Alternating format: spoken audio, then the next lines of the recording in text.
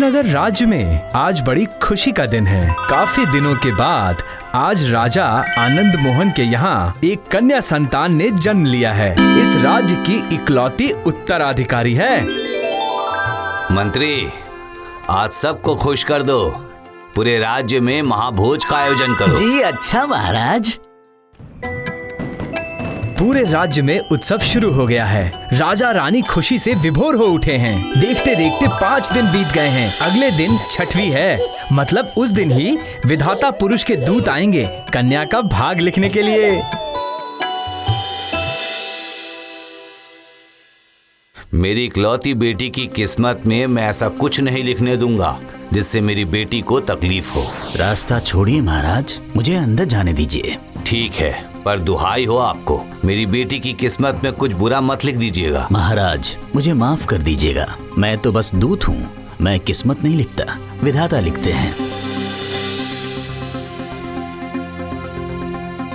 विधाता के दूत भाग्य लिपि लिखकर बाहर आते ही महाराज बेसब्री से जानना चाहते हैं।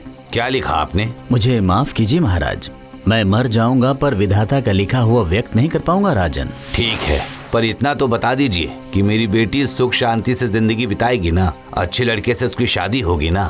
मैं सिर्फ इतना बता सकता हूँ कि शादी से पहले एक लाश के साथ एकाकी काल बिताना होगा राजकुमारी को। कितने निष्ठुर विधाता है। लेकिन मैं राजा आनंद मोहन आज ये प्रतिज्ञा करता हूँ कि मेरी बेटी की एक किस्मत की लिखाई बदल कर रख दूंगा। मैं जरूर बदलूंगा।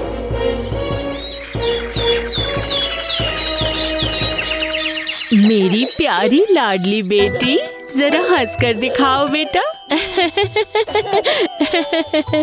आखिर आपको हुआ क्या है महाराज? पहले संतान ना होने की वजह से हमेशा दुखी दुखी रहते थे आप, लेकिन अब तो हमारे पास कल्याणी है ना। इसके लिए ही तो सारी चिंताएं हैं। ये क्या, कैसी चिंताएं? नहीं मतलब ये किस तरह से बड़ी होगी? ये राजा की बेटी है, राजकुमारी की तरह बड़ी होगी।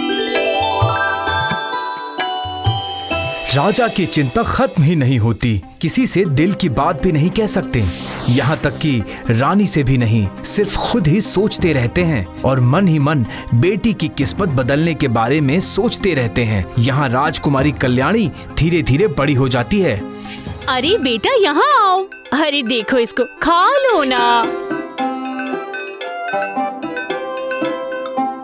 कल्याणी की शादी के लिए मैंने विभिन्न राज्यों में खबर भेज दी है। इतनी जल्दी भी क्या है महाराज? कन्या संतान है, शादी तो करवानी ही होगी ना।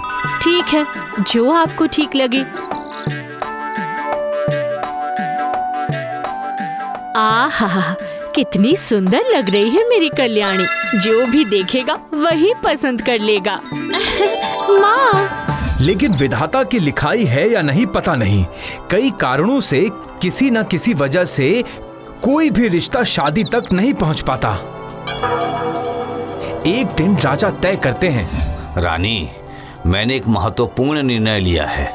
मैं कल्याणी को लेकर भेष बदल कर देश भ्रमण में जाऊंगा। अच्छी बात है, लेकिन भेष बदल कर क्यों? मन मर्जी से वन, जंगल, नदी और पहाड़ों में घूमूंगा। तब तक तुम्हारे हाथों में ही होगी राज्य शासन की जिम्मेदारी। ठीक है, ऐसा ही होगा।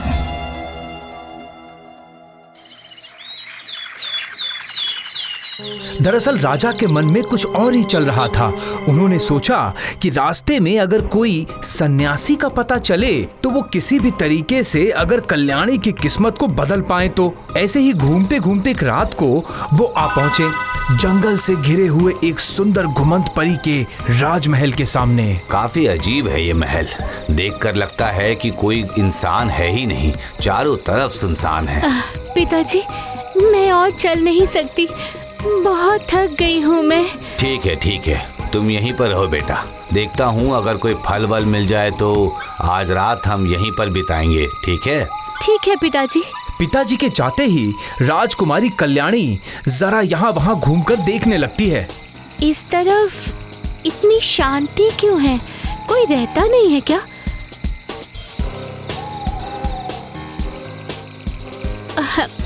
बहुत प्यास लगी है, अगर थोड़ा पानी मिल जाए तो। कोई है क्या? मेरी बात सुनिए, यहाँ कोई है क्या? बड़ी अजीब जगह है।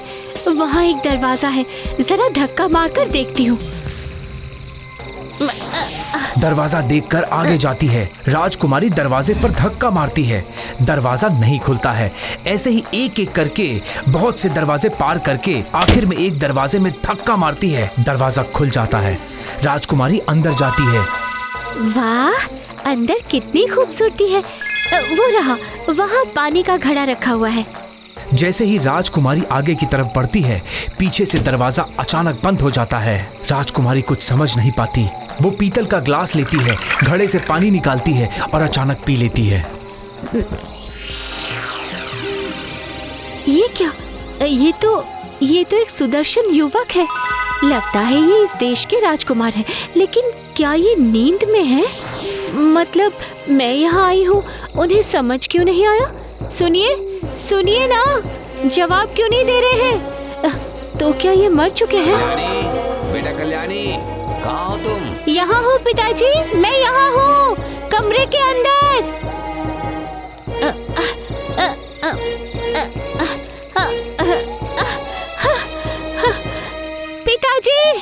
पिताजी, मैं ये दरवाजा नहीं खोल पा रही हूँ। आप पूरब के दरवाजे पर धक्का मारिए। सुनिए पिताजी। राजा दौड़कर दरवाजे के पास जाते हैं, दरवाजा पर धक्का लगाते हैं, लेकिन किसी तरीके से दरवाजा खुलता ही नहीं है। बेटा कल्याणी, अंदर हो क्या तुम?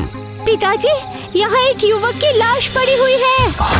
हाय हाय हाय हाय, किस्मत के लिखे को कौन खंडन कर सकता है? बेटा कल्याणी, तुम्हें उस लाश के साथ ही रात गुजारनी होगी, ये तुम्हारी किस्मत में लिखा था। पिताजी, मैं यही हूँ बेटा, जब तक तुम्हारा दरवाजा नहीं खुल जाता मैं यहीं पर रहूंगा बेटा। राजा का अहंकार मिट्टी में मिल जाता है और वहाँ राजकुमारी बेकार में ही उस राजकुमार की सेवा करती रहती है। मेरी किस्मत की लिखाई, आपके साथ ही मुझे काल यापन करना पड़ेगा। ठीक है, तो ऐसा ही होगा। हाँ, ये क्या? ये तो जिंदा है, सांस ले रहे हैं। सुनिए ना, आपको सुनाई दे रहा है? तुम कौन हो देवी? मैं वीरनगर राज्य की राजकुमारी हूँ, कल्याणी। इसका मतलब आपकी मृत्यु नहीं हुई है? नहीं देवी।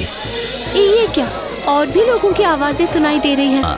इतने सालों से ये सब सो रहे थे, आज ये लोग जाग चुके हैं। ये कैसे संभव है? श्राप लगी थी हमारे राज्य को।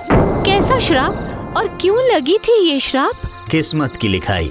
एक बार मैं पैदल चलकर शिकार पर जा रहा था। अंधेरी रात में जब लौट रहा था तब पेड़ के नीचे एक साधु सो रहे थे और मेरे पैरों से टकराकर उनकी नींद टूट जाती है। तब असंतुष्ट होकर वो मुझे श्राप देते हैं कि मैं और मेरे साथ साथ मेरे सारे राज्यवासी सब सोते ही रहेंगे जब तक तुम्हारे जैसी कोई आकर मेरी नींद न खुलवाए, तब तक। समझ गई, इसे ही कहते हैं किस्मत की लिखाई। मेरे पिताजी मेरे लिए बाहर इंतजार कर रहे हैं। चलिए देवी, उनसे जाकर मिलते हैं। पिताजी,